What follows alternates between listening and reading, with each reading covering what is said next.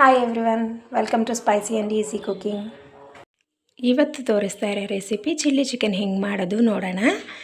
ಅದಕ್ಕೆ ನಾನು 750 grams chicken ತಗೊಂಡಿದ್ದೀನಿ.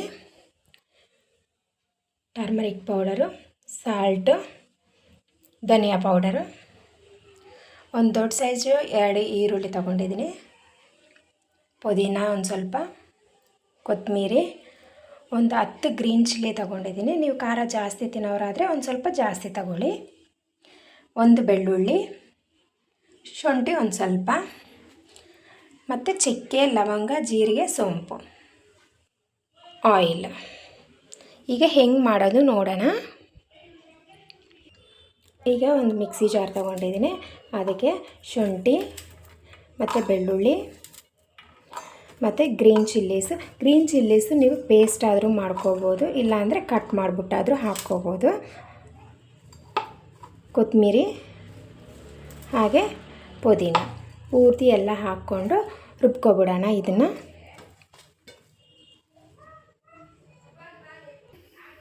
ನೋಡಿ, ಹಿಂಗೆ ನೈಸಾಗಿ ರುಬ್ಕೊಂಡಿದ್ದೀನಲ್ವ. ಈಗ ಒಂದು ಪ್ಯಾನ್ ತಗೊಂಡು ಅದಕ್ಕೆ ಆಯಿಲ್ ಹಾಕಿದ್ದೀನಿ.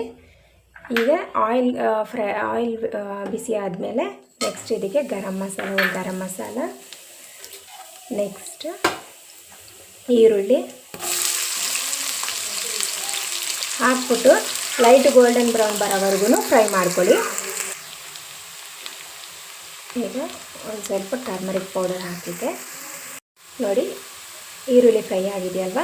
ಈಗ ಚಿಕನ್ ಹಾಕ್ಕೊತಾ ಇದ್ದೀನಿ. ಚಿಕನ್ ಹಾಕ್ಬಿಟ್ಟು ಇದಕ್ಕೆ ಸಾಲ್ಟ್ ನಿಮ್ಗೆ ಸಾಲ್ಟ್ ಎಷ್ಟು ಬೇಕೋ ಅಷ್ಟು ಹಾಕ್ಕೊಳ್ಳಿ.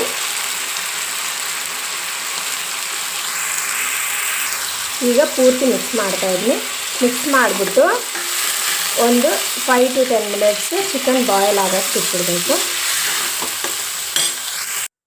ಫುಲ್ಲು ಮಿಕ್ಸ್ ಮಾಡಿದ್ಮೇಲೆ ಇದಕ್ಕೆ ಒಂದು 5 to 10 ಮಿನಿಟ್ಸು ಬಾಯ್ಲ್ ಆಗೋಕ್ಕೆ ಬಿಟ್ಬಿಡ್ತೀನಿ. ನೋಡಿ, ಹಿಂಗೆ ಚಿಕನ್ ಬಾಯ್ಲ್ ಆಗಿದೆಯಲ್ಲ, ಒಂದು 5-10 ಮಿನಿಟ್ಸ್ ಆದಮೇಲೆ ಹಿಂಗೆ ಚಿಕನ್ ಪೂರ್ತಿ ನೀರು ಬಿಟ್ಕೊಂಡಿದೆ. ಈಗ ನಾವು ರೆಡಿ ಮಾಡ್ಕೊಂಡಿದ್ವಲ್ವ ಮಸಾಲ ಪೇಸ್ಟು ಹಾಕ್ಬಿಡ್ತಾಯಿದ್ದೀನಿ. ಚಿಲ್ಲೀಸ್ ಪೇಸ್ಟ್ ನೋಡಿ, ಪೇಸ್ಟೆಲ್ಲ ಹಾಕಿದ್ದೀವಲ್ಲ. ಈಗ ಕಂಪ್ಲೀಟ್ ಮಿಕ್ಸ್ ಮಾಡ್ಕೊತಾ ಇದ್ದೀನಿ. ನಾನು ನೀರೇನು ಹಾಕಿರಲಿಲ್ಲ, ಕಂಪ್ಲೀಟ್ ಚಿಕನ್ ಬಿಟ್ಕೊಂಡಿರೋ ನೀರೇ ಮಾತ್ರನೇ. ಇದನ್ನು ಪೂರ್ತಿ ಮಿಕ್ಸ್ ಮಾಡಿಕೊಂಡು ಇದನ್ನು 10 to 15 ಮಿನಿಟ್ಸ್ ಬಾಯ್ಲ್ ಆಗೋಕ್ಕೆ ಬಿಟ್ಬಿಡಬೇಕು. ಆವಾಗ ತಿಕ್ಕ ಫ್ರೈ ಥರ ಆಗಿಬಿಡುತ್ತೆ. ಅಲ್ಲಿವರೆಗೂ ನಾವು ಫ್ರೈ ಮಾಡ್ಕೋಬೇಕಾಗತ್ತೆ.